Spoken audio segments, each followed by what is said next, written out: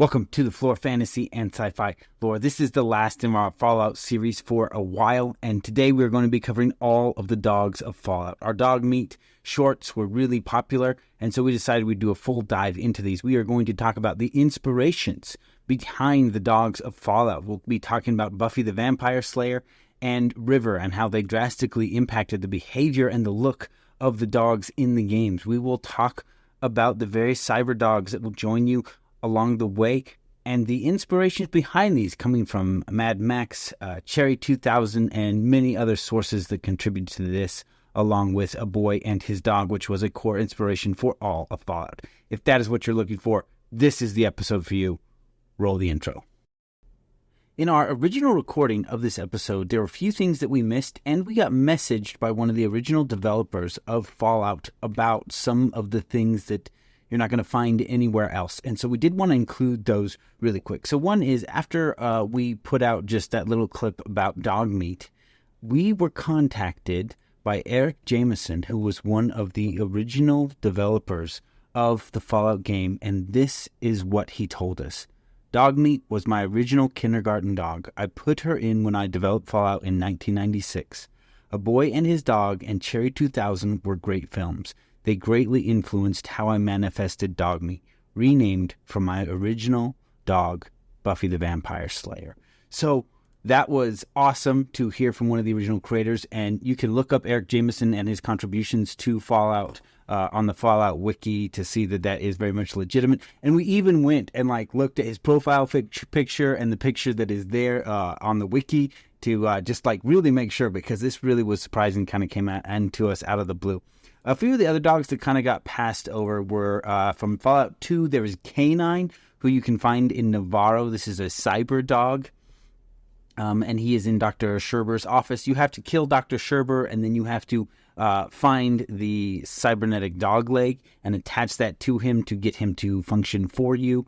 And then, of course, there is the Robo Dog, which you can get in Shady Sands or the new NCR. Upon completing the quest for Dr. Henry, which is the Eugenic Serum. And then after that, he will activate that Robo-Dog for you. And we point out, Canine does have better stats than that Robo-Dog. And then, of course, there is the awful Pariah Dog. So if you are doing a random encounter, you come across an Easter egg, you fail your luck roll, you will get Pariah. He gives you the Jinxed perk, and he is terrible for your luck. He takes up a companion slot, so you can't have as many companions.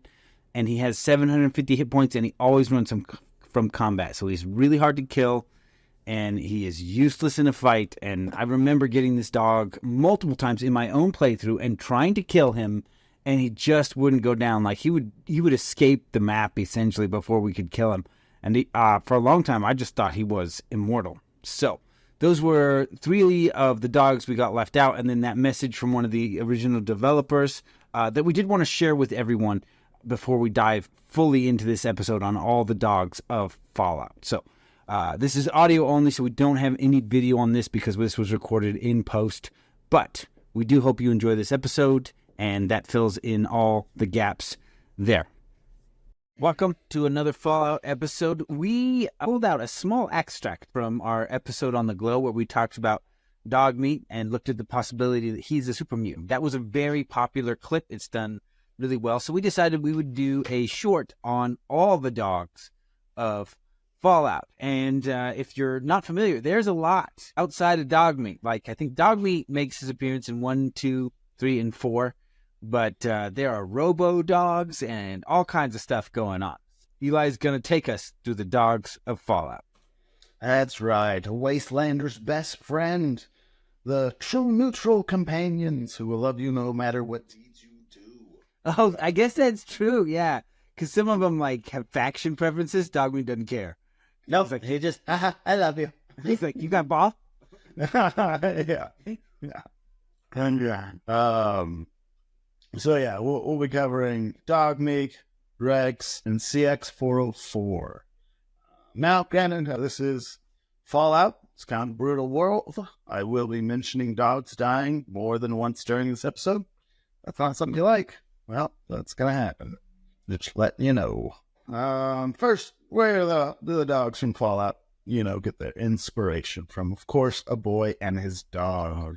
Yeah. With Blood, who is a rover. He is the result of a genetically modified dogs made for war to smell things like gas and oil and other things that might come in handy to track enemy troops. Most iconically, he knows how to identify girls. For Vic, who is looking for girls. The name Dogmeat comes from when Vic calls Blood Dogmeat when he's mad at him.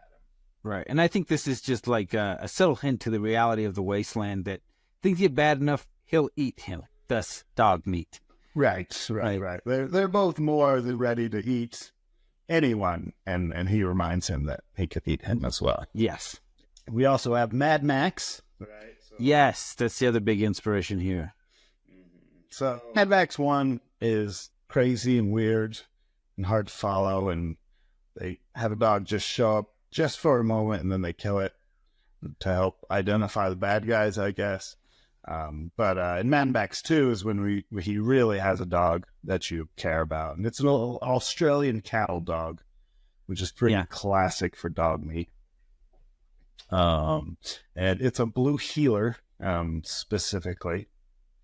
And in Mad Max 2, the dog does stick around, does some great stuff, but eventually does get shot by a crossbow and is assumed dead. But that'll bring us to Fallout. And the reason I mentioned these two is because the first Fallout game very much makes it sound like this is Mad Max dog when you run into Dogmeat. The two ways you can get him to join you is one, to give him an iguana stick. If you feed... Or if you're wearing the black leather jacket to make it look like you're Mad Max. Right? And then even in Fallout 2, if you attack Dogmeat, L shows up. I did not know. I guess I've never attacked Dogmeat, so... So Mel is that original owner, but Mel Gibson played Mad Max, right? It's very much them playing in these margins of, we're taking the dog, but not officially. Kind of a wink at it, if you will. So officially in the game, Mel is the one in charge of, or the owner of Dogmeat. The dog. And then, Joe, you covered how he could be genetically modified or something like that. And that's very similar to what Blood was like, as well as we see in gameplay that you can find valuable items for you. It's very Blood-like qualities. Yes. I think in Fallout 4, he starts being able to fetch useful stuff for you. And you're right, that is right out of A Boy and His Dog. I thought by Fallout 4, he'd kind of become his own thing, but no, they were still drawing from that inspiration. Because as much as he can't find food anymore, he can find other useful things. Yeah. Wow. I didn't even make that connection. And we'll get to the Fallout 4 dog when I get there. So in Fallout 1, as the canon goes, you're going to have him with you throughout the whole game, although he's difficult to keep alive at some time, especially in Mariposa Military Base, where he keeps running into the force fields. This is canon. That is how Dogmeat dies in Fallout 1. Yes. So the big thing here is, within the military base, there are yellow and red force fields. The yellow ones are completely solid. You have to find a way to open those. The red ones you can move through, but they hurt you. And the NPCs, your companions, don't care. They just walk back and forth between them all the time. And so the only way to keep your team alive in there is just to be pumping them full of stem packs. And in fact, the easiest way to keep your team alive is not to take them in there. And in Fallout 1, you cannot tell Dogmeat to stay. He is by your side always. And so, thus the canon, he dies there because it's just absurdly difficult to keep him alive in there. And I think we talked about this in our treasure room about our own non-canon version, where I was like, Dogmeat didn't die there. I worked so hard. I fought tooth and nail to keep that dog alive. A lot of stim packs. A lot of stim pack, not only do you got to keep him alive and walking through those force fields, but there's a lot of mutants with miniguns and missile launchers and flamethrowers. He is not easy to keep alive in that base. It is a fight. But I fought, and I kept my dog alive. All right. So, moving on to Fallout 2. So, in Fallout 2, Dogmeat is not canon. He's a special encounter, an Easter egg, if you will. Right? You can find him at the Cafe of Broken Dreams. But he is not like something that's going to be forced to your path, forced upon you or anything. Yeah, like following the main story won't lead you to Dogmeat like it does in Fallout 1. So in Fallout 3, you can find him fighting off raiders or super mutants. And one of the really fun things they did with Fallout 3 and Dogmeat is the puppies. Puppies, yeah. This was so helpful because you didn't have to like worry about keeping them alive so much. Right. So with the Broken Steel expansion on that, you can take the puppies perk, and then if he dies, has a You can go back to the vault, and there's a new dog. Yeah, with a new name like Scrapyard or Charon, or different. Same level, same everything, except new name. Actually, they're a little bit tougher. They start out a little bit tougher. Okay. Once the original. So also, I think with that perk, like he gets like a 400% boost to his hit points. So not only is he replaced if he dies, he's a lot harder to kill. Like he's like I think even when the DLC first dropped, there was like a bug in it, and he was basically immortal. And then you'd see people with like clips where they just open up with a Gatling machine gun into Dogmeat and just hold it and be like, "Look, you can't kill him anymore. Like he doesn't die." Give you the immortal dog. And then you'd see other players who'd like, they'd get Dogmeat and then they'd go into like super advanced areas and just stealth and let Dogmeat just kill them off one by one. Like, I can't kill him anymore. He's too tough now. So they did patch that, but I do remember when it first came out, all the little videos and clips of the immortal Dogmeat just laying waste to everybody. Not that he was hit super hard, but just they couldn't kill him. You could just wait out anything. So now let's go to Fallout 4. All right, so they did a lot of work to bring this dog to life. They're just like looking at modeling him and behaviors and things as he travels around with you. So they first started looking at police training videos of German Shepherds, right? But they didn't really like it too much. It was too aggressive. Whereas they wanted Dogmeat to be in a companion first and an attack dog, right? Yeah. So they ended up using Joel and Michelle Berge's dog named River as the model and voice actor for and the voice actor. That's right. So who are these people? Are they developers? They're developers. Developers on the phone. Developers on the team. And they very much just act like River became a part of the team, right? Nice. And was there during meetings and just always around, everyone. Dogmeat in Fallout 4 is at the next level, right? He gets his own line of perks that he can get, like he can pin enemies down. The Lone Wanderer perk, which lets you, you get all these bonuses if you have no companions, does not deactivate if you have Dogmeat with you. That's right. And he gets all kinds of outfits you can put on him. Like, they really stepped up the game with Dogmeat in Fallout 4. So we also have that it's a German Shepherd now, rather than a blue healer as it was before. And when you're talking about these behaviors, a lot of these behaviors were actually kind of inspired by River the dog. So when you're doing long travel things, the dog kind of trots ahead of you and then looks back. This was something River would do on walks. No way. That's crazy. Like, they really did model him on this dog. Fetching large objects was something River would do. She'd come back with large sticks.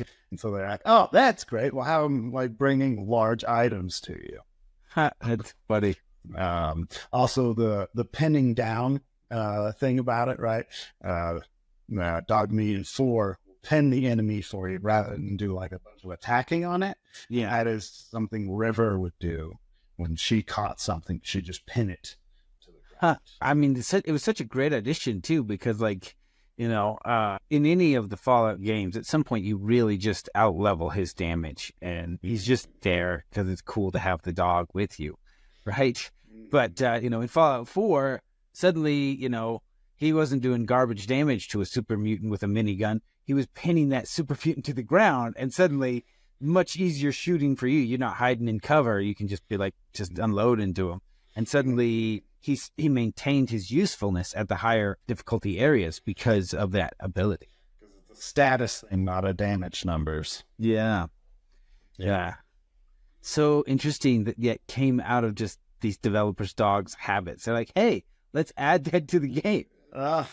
Just watching the dog and just noticing things and being like, we could put that in the game. Yeah, let's do that. Yeah. So let's see. Oh, right. So back to Dogmeat and Fallout 4. The developers even made a Twitter thread while they're developing the game about all the involvement that River had in the game. Just, different cute dog things, or they were modeling and whatnot. So as far as the story goes in Fallout 4, you meet Dogmeat in front of the Red Rocket truck stop. Not truck stop, it's a truck stop. And at this time, it's just dog. And then after you talk to Mama Murphy, and she talks about knowing the dog. And she's the one who tells you his name is Dogmeat. But she also says that he's his own man, right? About his owner. And she's like, no, he doesn't really have an owner. He's his own man, that he kind of just will stick and wander with whoever. And later on, you meet the synth Nick Valentine. And he mentions how he used to, Dogmeat used to hang around him. He used to do stuff with Dogmeat in the past. I didn't know. I guess I never encountered that line from Nick when I played. Although Nick was not my companion choice. I usually had Hyper or Curie. Those were my two companions of choice. Well, there's also a couple of quests. See, Getting a Clue and Reunions, where you're with Nick and Dogmeat shows up and assists with those missions. All right, and so you get to run a mission with both of them simultaneously. And then also, Dogmeat can't die. He's immortal. He gets hurt too much, he lays down for a minute and gets back up. So, what is it? That website doesn't list Fallout 4. You get 1 through 3 on there where the dog can die. Yeah, but Fallout 4 does not make the list. The dog is immortal. That's right.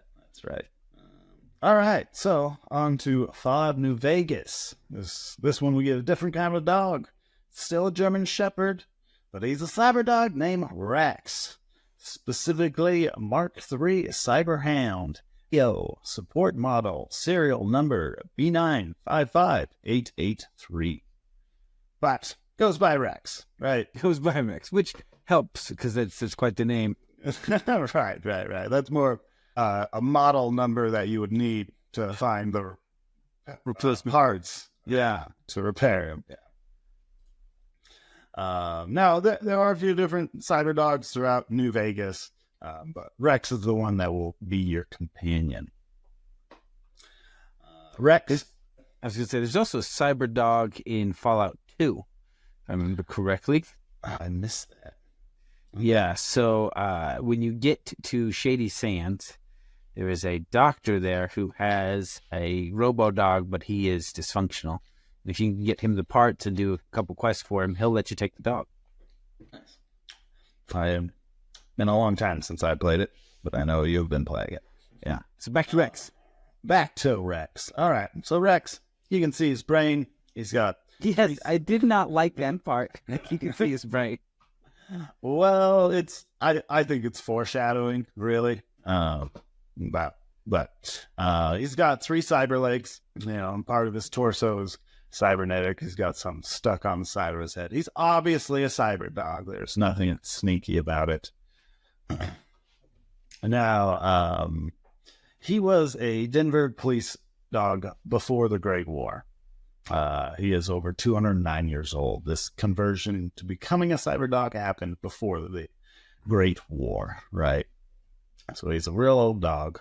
Now, before you get Rex as a companion, it does seem like he may have served as a war dog in Caesar's Legion, but there is a chance that there's another German Shepherd that was converted with the same cybernetics and the same breed as Rex that was fighting for the Legion. Right, it's not confirmed, but, there's a small chance that it's not the same cyberdog. And then when you find Rex, you will run into the King. There's an Elvis gang. Right, I remember. So the King is the one who has Rex, and he's the one who names him Rex. Rex is Latin for king. Right. So I didn't know Rex was Latin for king. That makes so much more sense why the king of the Elvis gang calls his dog Rex. Wow, that is just king. Everything's king. Everything is a king. That was clever. That was clever of them to do that. Yeah. One of the things he'll mention to you is that Rex doesn't like hats or rats. So if you're wearing a hat, he'll bark at you. If a companion's wearing a hat, he'll bark at them. Is there something deep behind that? Like the villain in Mad Max or something had a hat? No, I haven't found any good reason. And like what the King says is, I think he hates them both because they rhyme. Like that's his reasoning behind it. But like, no, there's not a huge thing behind him hating cats or rats or hats. Yeah. Well, I mean, it makes sense. He doesn't like rats. So freaking big rats in Fallout. Yeah, and like with dogs in general, there are dogs. Yeah, people trained to hunt rats. Yeah, there are dogs that are bred to hunt rats. Right. It's also common with dogs that they don't like people wearing hats. That is a common trait that pops up in dogs. Really? Not like you don't look I'm not saying like 1 in 4, but like sometimes there'll be a dog barking at you. Because the owner will tell you it's because you have a hat on, and if you take the hat off, the dog will chill out. I did not know this about dogs. I didn't know. Sometimes dogs get mad that people wear hats. Yeah, it's a thing that happens. So Rex doesn't like hats and rats. That's right. Unfortunately, Rex is suffering from some neural degradation. Degeneration. Brain is 200 years old, and he's a dog. Yeah, it's kind of not surprising at that point. However, you can take the mission on to save Rex, right? Yeah. Now, I remember doing that. Yeah, you get him in your group, and the way you will save Rex is you will end up finding Dr. Henry in Jacobstown. He's the only one. He's the only one that will be able to perform the surgery and have the cybernetic knowledge to be able to replace his brain. And this is how you can save Rex, which is kind of questionable. Yeah, I was going to say, did you really save Rex? Like, you were swapping out that brain. Did you really save him? So, the way it goes out is you have 3 different brains to choose from. You can use to swap his brain out. And afterwards, it's like he's got both memories and they're kind of competing, but over time they'll slowly kind of melt together, and then he'll level out. Right? That's kind of like the theory behind it. So the 3 dogs that you can replace his brain with, the first one is Violetta, one of Violet's.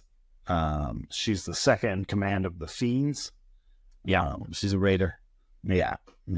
And so this is her dog, and if you use that dog brain, then it'll increase his movement speed. We have Ray, Old Lady Gibson's scavenger dog that you can use. This will increase his attack power. And then there is a Lupa, one of the Legion's mongrel war dogs that you can challenge to a fight in the arena. So you fight this dog in the arena and then steal its brain? That is how that goes out. And this will increase Rex's damage threshold. So, that is kind of the story of Rex there for you. And then I want to talk about CX404 of the TV show. That dog in the TV show before he becomes Dogmeat? Right, so only called Dogmeat once by the ghoul. Right, the ghoul calls him Dogmeat, yeah. Right. But his owner, Sigsy with Zig, calls the dog FLORE. Okay. Right, so that's kind of the nickname for CX404. But that's officially named. That's because he grew up in a lab. Right, that's why Yeah. got this number. And so it was an enclave lab. And Siggy, he obviously stills the dog, but before doing so, he injects the one chip into his head, but he also injects it into the dog. I did not notice that. That's one of the big, secrets staring everybody in the face as they're all competing for this, and the dog has one. Has one. He's got a backup in. Yeah. Oh, man, I Didn't tell anybody. You missed that part? Yeah. The dog's got a chip. I mean, there's a chance that it's not the cold fusion technology, right? But pretty sure it is, right? Yeah. Like, I'm going to put one in me, one in the dog, right? We've got a backup here. So it's a Belgian Malinois. I think that's how you say it, but I don't know. Don't know the name of this dog breed. And yes, there's also a female dog, right? Whereas Dogmeat in the past has always been a male dog. Rex is male. Do we know that? I was going to say, I don't think until maybe Fallout 3 it's identified. Well, maybe that's just the assumption out there, is that all these other dogs were a male dog. And I think the ghoul referring to the dog as Dogmeat, that ghoul has been around since before the bombs. They have met Dogmeat in the wasteland in all his years. And it also might be just, maybe a general term use for a dog to call him Dogmeat. Yep. Yeah. So that covers the bulk of all of them. In the Fallout role-playing game, you can take the Dogmeat perk and you get Dogmeat as companion. Of course. Yeah. Fallout 76, you can get pet dogs, but they're not like companions. They act more like guard dogs for your camps, and low-level ones can just kind of die off, and yeah. So I think that it will cover my episode on dogs in the Fallout. So thank you for listening. And our treasure room question will be: what kind of dog would you want if you were in the capital wasteland, and why? And, as always, may the water you drink during the day not shine at you in the night.